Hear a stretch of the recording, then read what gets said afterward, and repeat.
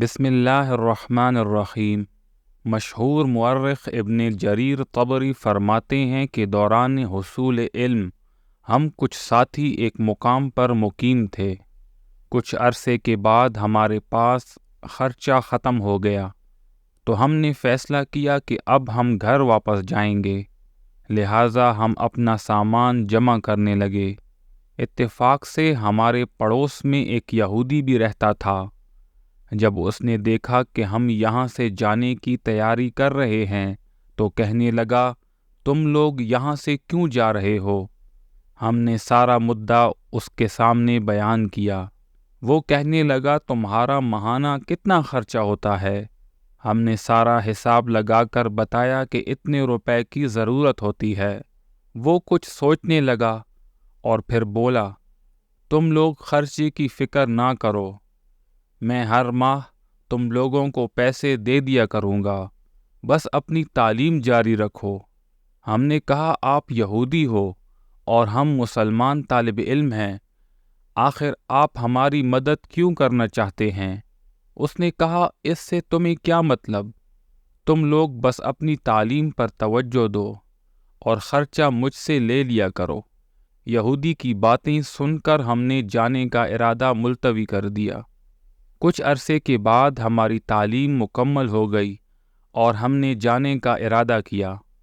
اسی دوران حج کے مہینے شروع ہوئے تو ہم نے مشورہ کیا کہ کیوں نہ حج کی سعادت بھی حاصل کر لی جائے۔ چنانچہ ہم مکہ مکرمہ کے لیے روانہ ہوئے اور وہاں پہنچ کر ہم مناسک حج میں مشغول ہو گئے۔ ایک دن میری نظر اس یہودی پر پڑی جس نے تعلیم کے لیے ہماری مدد کی تھی۔ وہ ہم سے کچھ فاصلے پر طواف میں مشغول تھا۔ میں نے اپنے ساتھیوں سے کہا، دیکھو، کیا یہ وہی یہودی ہے؟ انہوں نے دیکھا تو بولے، ہاں یہ تو وہی یہودی ہے، مگر یہاں کیسے آ گیا؟ ہم اس کا انتظار کرنے لگے۔ جب وہ فارغ ہوا تو اپنی رہائش کی طرف جانے لگا۔ ہم بھی اس کے پیچھے چل دیے۔ وہاں جا کر اس سے ملے تو اس کو بہت خوشی ہوئی۔ ہم نے اس سے پوچھا کہ آپ کے اندر یہ تبدیلی کیسے آئی اور یہاں کیسے پہنچے؟ تو اس نے کہا، جب تم لوگ تعلیم چھوڑ کر واپس جا رہے تھے اور مجھے علم ہوا تو مجھے تورات کا ایک مسئلہ یاد آیا۔ تورات میں لکھا ہے کہ بہترین صدقہ وہ ہے جو دین کے طالب علم پر خرچ کیا جائے، لہٰذا میں نے سوچا کہ تورات کا تو کوئی طالب علم نہیں، کیوں نہ مسلمان طالب علم کی مدد کر کے یہ فضیلت حاصل کر لوں۔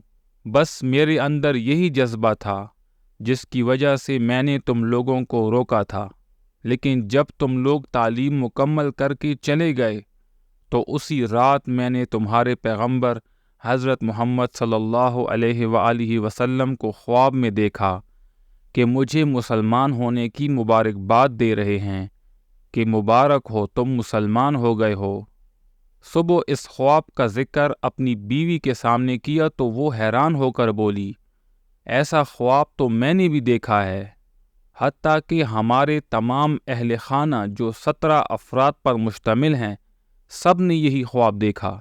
چنانچہ ہم نے اس کو غیبی اشارہ سمجھا اور ہمیں یقین ہو گیا کہ اسلام سچا دین ہے۔ اسی دن ہم نے اسلام قبول کر لیا اور آج ہم اپنے تمام اہل خانہ سمیت حج کی سعادت حاصل کر رہے ہیں۔ ابن جریر طبری فرمانے لگے، ہم نے اللہ کا شکر ادا کیا کہ ہم لوگ اس یہودی خاندان کے مسلمان ہونے کا سبب بنے۔ اللہ ہم سب کو دین پر ثابت قدم رکھے، آمین۔